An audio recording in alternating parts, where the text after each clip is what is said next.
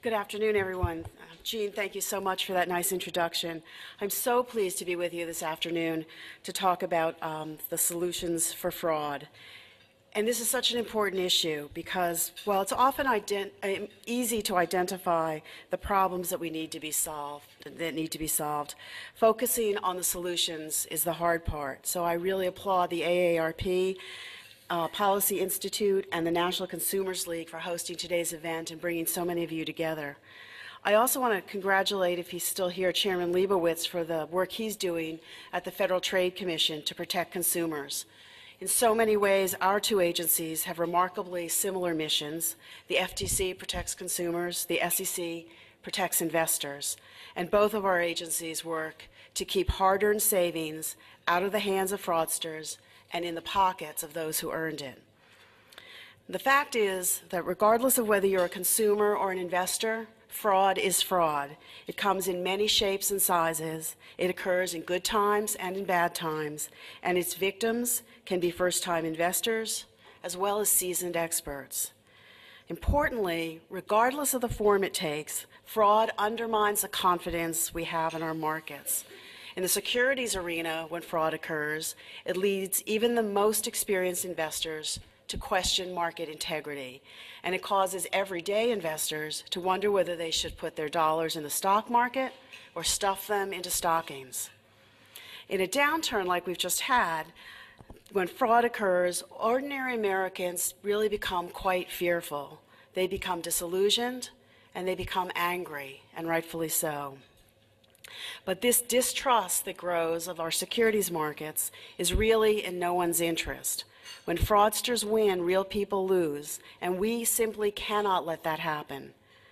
So 75 years ago, Congress, in response to very similar conditions, established the Securities and Exchange Commission to protect investors. And today, the men and the women of the SEC are working very diligently to do just that. When I became chairman in January, I set out to really revitalize the agency and refocus it on its core mission of protecting investors. We've embarked on a very aggressive rulemaking agenda intended to address problems exposed by the financial crisis and to begin to restore investor confidence in the markets. We've embraced the most difficult issues, from corporate governance to the regulation of credit rating agencies to market structure. One of the first areas of focus was our enforcement program, where I streamlined procedures for opening investigations and for setting penalties against corporate defendants. In addition, I brought on board a tough prosecutor to head our enforcement division, Rob Kuzami, who has engaged in the most significant reorganization of the division in decades. And the newly reorganized division will include highly specialized units that will enable our staff to concentrate the expertise in focused areas and help detect patterns, links, and motives in fraud and securities violations. And by reducing bureaucracy, we'll speed up the enforcement process and put more seasoned investigators back on the street, all in an effort to better detect and prevent fraud. One type of fraud that's been a great focus of the SEC is fraud against seniors. It's not always the large, headline-grabbing type of fraud you've read so much about in the past year. But for the SEC, the size of the case is not the only important variable. Fraud against seniors is particularly pernicious because the money that is lost usually comes from retirement savings, savings that have grown over a lifetime and can no longer be easily replenished. In the case of seniors, the fraud often involves smaller groups or relies on personal relationships that are exploited for monetary gain. Just today, the SEC filed a case against a promoter and a group of brokers charging that they coaxed about 90 individuals, mostly seniors, to invest $12 million in a real estate investment program.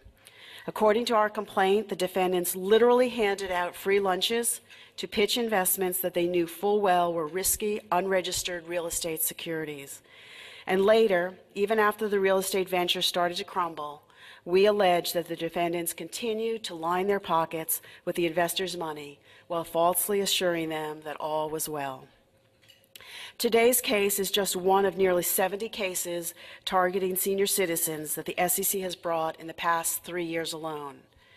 Many of these cases involve supposedly profitable and secure investment programs that are really nothing more than Ponzi schemes.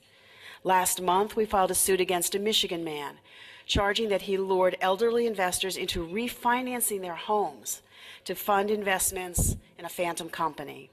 We allege that he used so-called investor seminars to persuade 800 investors, mainly senior citizens and retirees, to invest more than $70 million in the company. But the victim's money was being piped right into a Ponzi scheme.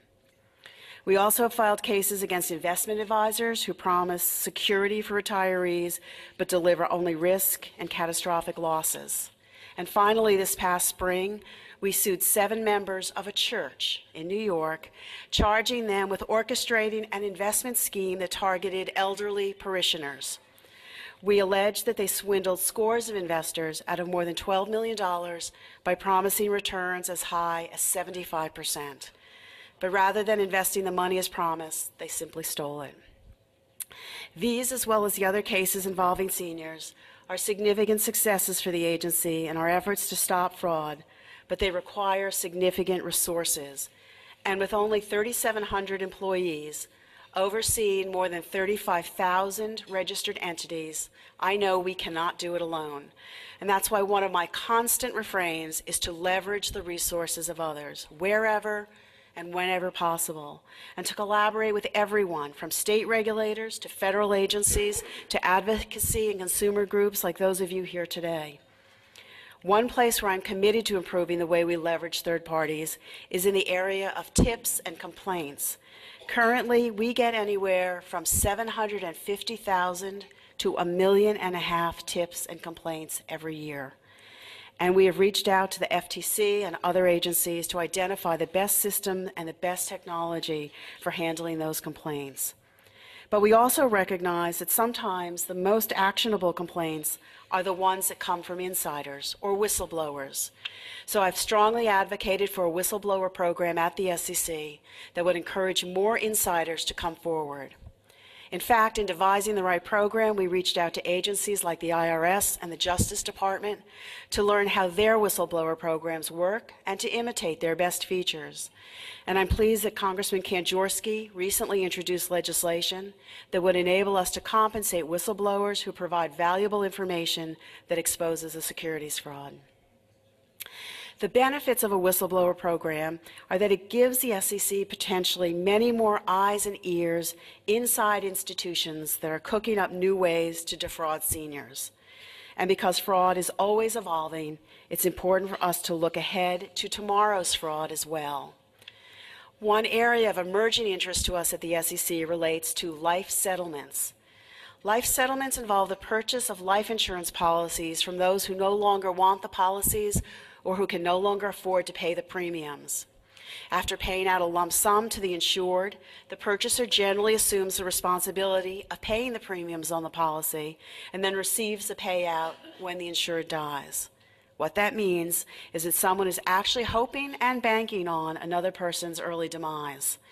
As unsettling as this might sound, life settlements are a rapidly growing market, and there's a belief that this potentially could become the next big securitized product offered by Wall Street.